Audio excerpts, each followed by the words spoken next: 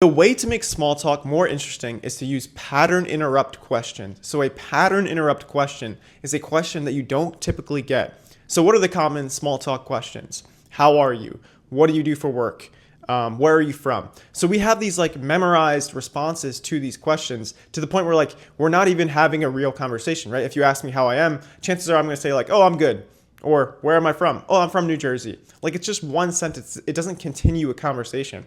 But to make more interesting small talk, you ask pattern interrupt questions. So you're like, oh, have you lived in any other cities? Oh, you know what? Yeah, actually, I lived in New York and now I live in LA. So I have to think a little bit if you ask me that question, right? Same thing with like, how are you? How are you? They'll probably just say good. What are you excited about in the future? Now I may talk about traveling. I may talk about a work project. I may talk about, I don't know, a relationship that I'm in and we're having an anniversary, whatever it is.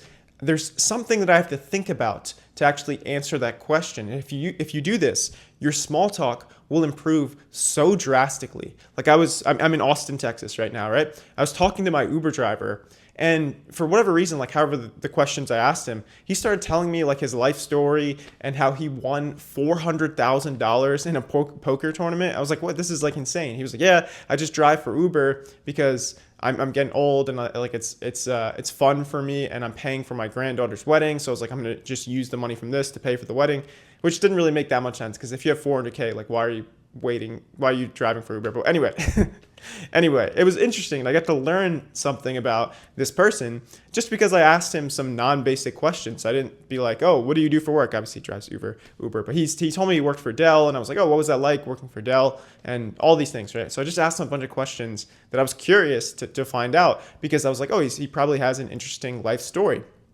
So if you go into things and you don't ask the same questions over and over again, you'll learn new things, but you have to have this perspective that you can learn from anyone, that everyone has somewhat of an interesting story. Because if you go in and you're like, oh, what am I going to learn from this 65-year-old white Uber driver? Like then it's not going to be beneficial to your life because you could learn something from them, right? Like he told me he won 400K playing poker. He could probably teach me how to play poker so I could beat my friends. Maybe I can't win 400K, but I can at least win against my friends, right? If I asked him how to do that. But the point I'm making is like there was something I could learn from him. And there's something you can learn from pretty much everyone because even if you don't want to be like them, even if it's like mistakes that they've made, well, now you learn what not to do. So it's like just go into things with an open mind, trying to learn from people, and don't ask the same questions over and over again. And then your small talk will improve drastically. And if you need to know how to start a conversation with someone, you could use my chat framework. So basically, you comment on what's around you,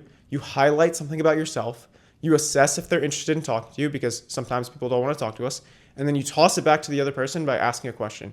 So if you do that, now you're not, it doesn't seem like an interview. Like you're talking to someone based on something that's around you, right? Comment on what's around you. Like, oh, wow, the weather is is not that nice out. It's usually pretty nice. I'm not from Austin. I live in LA. So now I'm commenting on something that's relevant to the situation. I'm highlighting something about myself. Now people know I'm from Los Angeles. And then I assess if they want to talk to me. Then you could toss it back to them. Oh, did you grow up in Austin? There you go. Just like that, I would be able to start a conversation with someone new. And you don't have to really plan the whole conversation in your head. Just plan like how you're going to start the conversation and then ask interesting questions based on what they say. Because a great conversation is adaptable. It's not like a script. It's not like you're following a script. It's more like a dance. You're going back and forth, or playing ping pong. It's like playing ping pong.